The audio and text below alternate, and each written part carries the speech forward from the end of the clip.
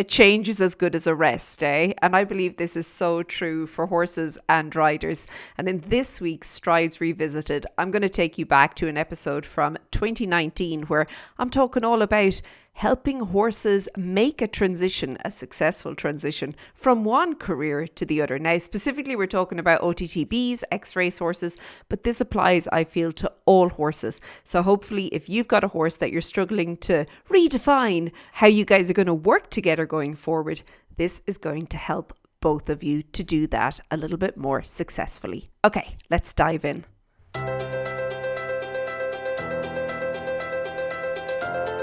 So do you have an OTTB, an ex-racehorse, a retired racehorse, a thoroughbred from the track that either you've been working with for some time or you've just gotten, but you're kind of struggling to move forward, you're stuck on something, or you just haven't a cooking clue what to do? Well, this is the episode for you today. Hi there, my name is Lauren Elison and this is the Daily Strides podcast, the podcast for equestrians all over the world. And today I want to talk specifically about OTTBs, ex-racehorses, retired racehorses, thoroughbreds from the track, whatever you want to call them. Horses that used to race in a past life and for whatever reason they are now finished. Sometimes they're finished due to their age, it just came to the end of their career. Sometimes it was due to an injury, sometimes it was just because they were no good at racing. And of course we've lots of those. But the fact that they weren't any good at racing doesn't mean that they're not going to be good at other things. And in fact, you'll often find that when a horse is not good at one thing, well, he'll turn his hoof to something else and he has, voila, a brand new career laid out in front of him. And I find that thoroughbreds are one of the most versatile types of horses in the world. I absolutely love them. I think they're fantastic. I think sometimes they are a little bit misunderstood, but it's often due to the fact that they are just sensitive and extremely clever and intelligent. And this is why they're a little bit misunderstood. So I'm a little bit on a mission to help people get sorted out with their thoroughbreds. I find it's really important. There's a couple of basics that as you are approaching your thoroughbred and as you start to work with your thoroughbred, if you can kind of keep these things in mind to begin with, well, you're half the battle already, okay? And that's what I want to chat about today. So are you excited? Are you excited you have a thoroughbred? And even if things have been going either stale or they've just been going nowhere slowly, well, hopefully today it will help to get you back on the right track with your horse. So the first thing to understand is that there has to be an adjustment period. Now, a lot of people think that this adjustment period has to involve going out to a field, and I don't believe in that. I've spoken about this before, but I do think that there has to be an adjustment period from the point of view that your horse has been trained a certain way to do certain things up to this point. And now you are going to be doing other things, different things, okay? What's important to realize is that you have different expectations of your horse than what whoever was riding your horse in the past had of your horse, okay? And you need to explain that to your horse, that things are different. There's going to be different expectations. Now, it's also important to remember that up to this point, how your horse has been ridden, well, it's almost like a different language to what you're doing now. It'd be almost like me going over to South Africa and everybody there speaking Afrikaans and I'm sitting there with my English going, okay, I don't really know what that is. And I don't know what you guys are saying. And then, of course, you might throw in one of the other languages. There's 11 national official languages in South Africa. Can you believe that? But you throw in one of the other languages and things get all confusing. And there is obviously going to be this period where things have to adjust. And I feel that how your horse has been ridden up to this point and then how you're going to ride your horse going forward, depending on what you want to do, there's a new language to be learned, and it's really important that you give your horse the space and the time and this adjustment period in order to learn this new language, but also that you explain that you understand he doesn't understand the language and that we're going to you're going to navigate this together, okay? That's really, really, really important. Now, I also feel that just from that point of view of expectations, it can be little things, and this is often where people can get off on the wrong foot with their thoroughbred, with their OTTB, with their ex-racehorse. Things like mounting up. Have you ever been to the racetrack? Have you ever been when they're working? So they're not actually racing, they're just working. It's a normal day. It's a regular old Tuesday morning and everybody's out working the horses on the gallops. Well, very rarely you will see racehorses being asked to stand perfectly still while somebody ficks and fuffs and faffs and gets ready to mount up. It's usually a case of 1, 2, 3, hup, let's go, and off we are. Okay? There is no fixing and fuffing and faffing. You just go, okay? So that is like, for example, and of course I'm making light of this, but it is really important to recognize that things like halting still, maybe by a mounting block, is not what's been expected of your horse before. Or maybe it has, depends on the yard, depends on the trainer, but probably not, okay? So that's just one of the things that you also have to bear in mind when you're going to adjust this. There's lots more, but that's just one example, okay?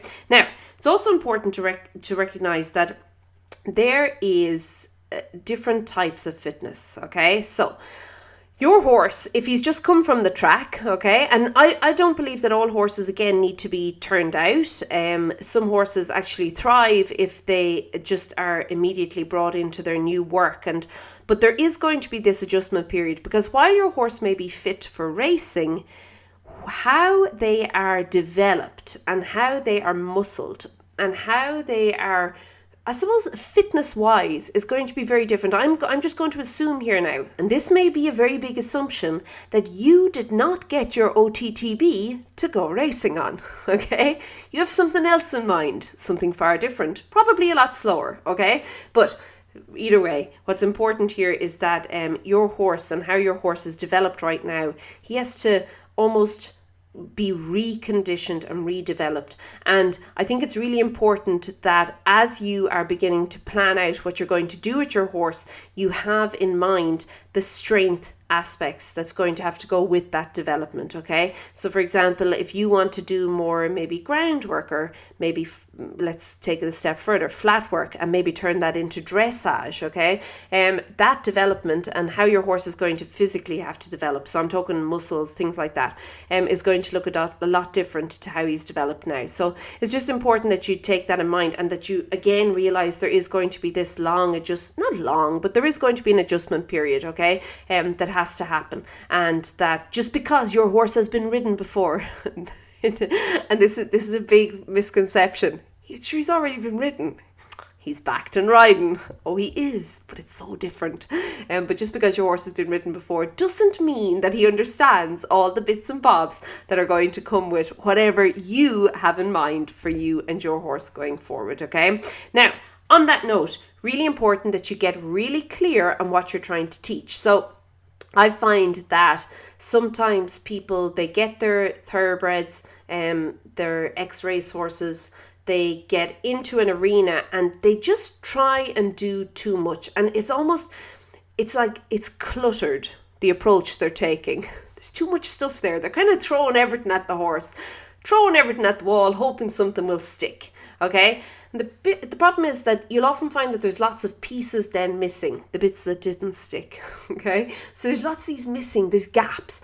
And while it might get you through or get you by initially, what ends up happening later is that those bits become really evident, and they actually become big gaping holes in your horse's education. And it's just important that you have a really clear idea going forward of how you're going to retrain or reschool, because that's exactly what you have to do. You have to retrain and reschool your horse. You have to teach your horse a different language, okay? So in doing so, you have a clear idea of how you're going to do that, what you're going to approach first, and almost the steps along the way of what you're going to do. Doing that, kind of setting out and being really clear, being very intentional about what you're going to do, will also then allow you to take each ride, if you want, and be really kind of concise with what you're trying to do. I find very often thoroughbreds, I've mentioned before that they're sensitive, but they're also very intelligent. They can get bored quite easily. And if you keep hammering on something, hammering, and it's something that the horse doesn't really understand because you've missed something else along the way, that's where you get all these maybe more undesirable behaviors cropping up. So just important that you recognize that there's definitely a system and a way that you should be kind of approaching this. There's lots of different ways to do it, but that you do have a way, and that you're not just kind of getting out there willy-nilly and saying, okay, well, today we're going to work on this. Oh, well, tomorrow we're going to do that. I tell you what, next week we'll put that in there. And actually have some kind of a clear step-by-step program that you can work through with your horse. That's how you're going to get results. And then finally, that you actually stick to the plan. So it can become a little frustrating, and yes, you can have all the plans in the world, and aren't horses fantastic at putting spanners in the works when it comes to our plans as riders? But what's important here is that you are first of all supple in your approach. I do speak a lot about suppleness here, don't I? But really and truly, you need to be really supple in your approach, okay? And in doing so, that you and your horse can then move forward together. It's this structured way that the two of you are moving forward together, okay? And that in doing that, if there are things that are coming up, and you know, all horses are different. It could take some horses much longer to grasp a simple concept.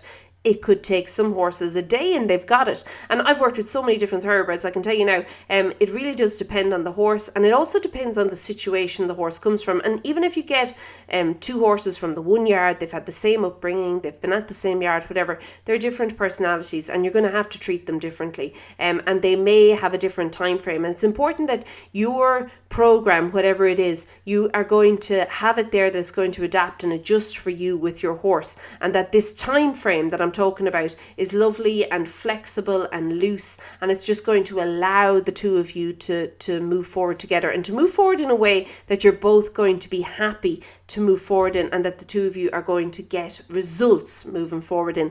That is so important.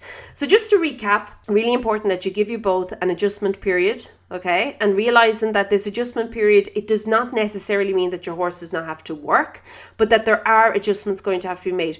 Physical adjustments, so and mental adjustments in how you and the horse are communicating and how you're used to communicating, and basically an adjustment period to allow the horse to understand what you're trying to say to it and what you want, your expectations, and what you're looking for from your horse moving forward, okay? That is the adjustment period I'm talking about. It's really important, and I'm going to strongly suggest that you do your best to get that there, okay? From that, having the adjustment period to then include the fact that your horse is going to have to develop a little bit differently now. What he was doing is not going to be suitable for what he's going to go on and do. Yes, there are certain things that are definitely going to help. Don't we all have things that from our past that are going to help us move forward? But some things maybe are not going to help, and it's important to understand that from a physical point of view, he is going to have to develop a little bit differently, and also strengthen a little bit differently as well for whatever you want him to go forward with. Get really clear on what you're trying to teach, and I would say break this down to each and every ride. You want to keep it short and to the point. The horse is intelligent, he can get bored quickly, and if you keep hammering on, particularly hammering on at something that he doesn't quite understand what you're talking about, that is going to long-term lead to a lot of frustration for both yourself and also from your horse then. And then finally, sticking to the plan that you have in place is really important. Don't keep jumping around. Oh, and it's tempting. You see one exercise, maybe in a magazine, you're like, oh, I'm going to try that.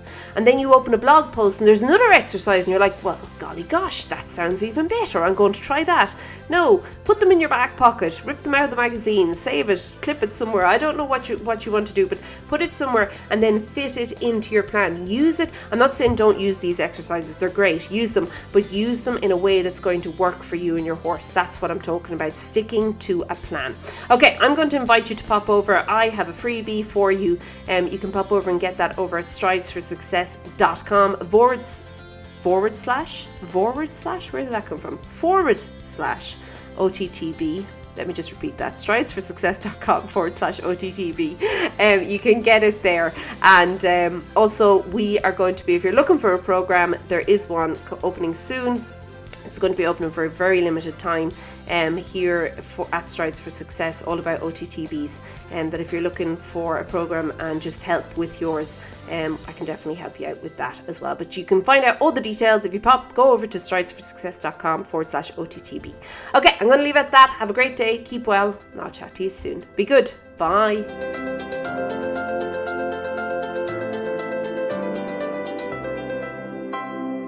So there you have it. Now, retraining is not for the faint of heart, and in there I mentioned a program that we initially launched back in 2019. But if you actually join Restart and Reschool, you get that program. It's the OTTB, From Racetrack to Ready, so you get the full program as well. You can get all the details on all of that over at stridesforsuccess.com/or. Okay, have a fantastic day, and I'll chat to you soon. Be good. Bye.